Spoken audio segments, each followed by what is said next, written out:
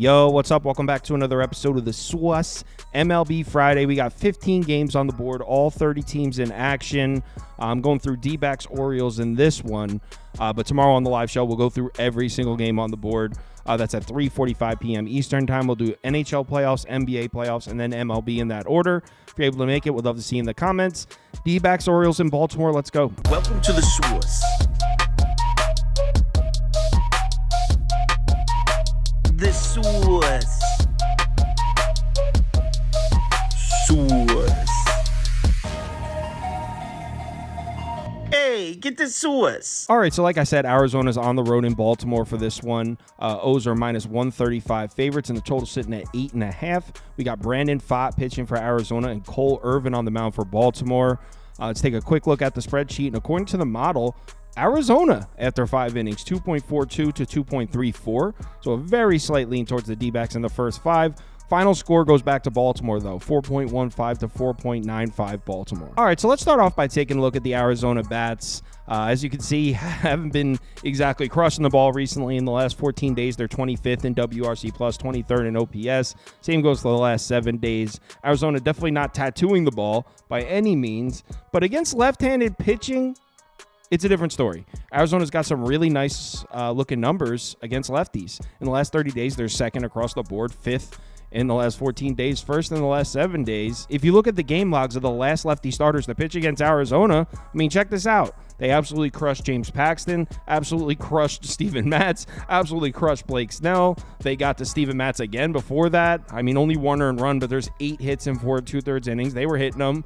They got to Austin Gomer, got to Kyle Freeland. So, yeah, not that there's any Cy Young candidates on this list, but no question, Arizona is getting to lefties. And to take it a step further, look at Cole Irvin's pitch mix here. He throws a curveball, a four-seam fastball, and a sinker. Those are his 3 main pitches.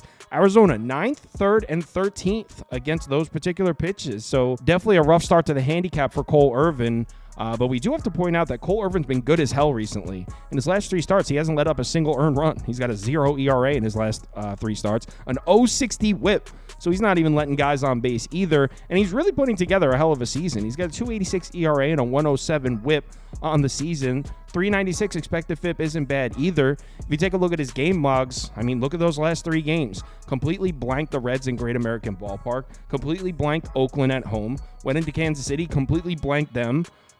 Pitched well against Minnesota. Boston got to him. So you got to go back to April 10th on the road in Fenway to find the last time Cole Irvin didn't pitch well. So Cole Irvin has been very good recently. That being said, this start against an Arizona lineup that's been murdering left-handed pitchers, I think it's a rough spot for Cole Irvin. I think the D-backs get to him. I do have to say that once we hit the 6th or 7th inning, the run should stop for Arizona because they haven't done anything in the late innings. They're one of the worst lineups in baseball hitting off bullpens recently. And Baltimore's bullpen's been pretty good. In the last 14 days, they're 17th in ERA, but they're 12th in WOBA and 9th in expected FIP. So Baltimore's bullpen has definitely been solid. They just had a day off as well, so they should have most, if not all, of their main arms available. So I like Arizona to get to Cole Irvin, but in the late innings, I find it hard to trust that lineup. On the other side, we got the Baltimore bats, and as we know, the Orioles have been hitting this year. In the last 30 days, this lineup as a whole, 2nd in WRC+, 2nd in OPS, 3rd in WOBA. But the thing is, they seem to be cooling off a little bit against right-handed pitching. Look at the numbers in the last 14 days. Baltimore, 26th in WRC+, 28th in OPS, 28th in WOBA. Those are some ugly-looking numbers. And look at the game logs. Here are the last handful of righty starters to pitch against Baltimore. Trevor Williams blanked them. Hunter Green. Hunter Green let up 9 base runners, but no earned runs. Luis Gil from the Yankees blanked them. Clark Schmidt blanked them. So Baltimore, although we know this is one of the better lineups in baseball, not been seeing right-handed pitching well recently. And whether or not this Orioles cold streak is going to continue is huge because Brandon Pfaadt, although he's had a little bit of a disappointing season so far, he's actually pitched well when he's seen bad lineups. You can see he's thrown 23 1/3 innings pitched against bottom 10 lineups versus righties so far this season, and he's been solid in those starts. He's got a 4.24 ERA and a 1.07 whip. 1.07 whip is solid.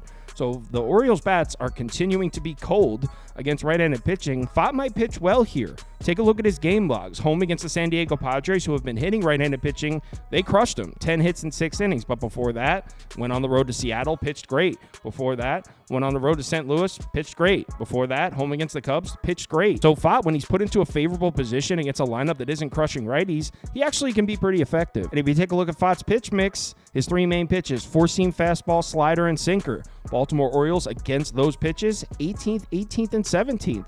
So this actually might be a decent spot. As long as the Orioles lineup continues to struggle against righties, I think Pfaadt's going to pitch well here. But again, then we get to the later innings, and this is where all of my faith in the Arizona Diamondbacks disappeared. Not only have they not been hitting bullpens, but their bullpen has been absolutely trash. In the last 30 days, they're actually 30th in expected FIP as a bullpen, 28th in ERA, 29th in WOBA. And to take it a step further, their bullpen is absolutely taxed. Let's bring up their usage right here. Ginkel, Thompson, and Manaply all pitched on Wednesday. This chart here doesn't include Thursday. Sewald, Ginkel, and Thompson all pitched. So we're going to have no Sewald, no Ginkel, no Thompson for Arizona. They're going to be missing their main 3 arms from their bullpen. So here's how I'm going to bet this. I'm going to take Arizona in the first 5. Let's get a price on that real quick. Take Arizona in the first 5 on the money line. It's not even open yet. So like Arizona first 5 money line, I'll probably be like plus 110, somewhere in that range. And then I'm going to look Baltimore live because the Orioles should absolutely crush this really beat down Arizona bullpen. So I like Arizona early. I like Baltimore late. That's how I like this one. I'll let you know the final decision on the live show when the odds are open for this.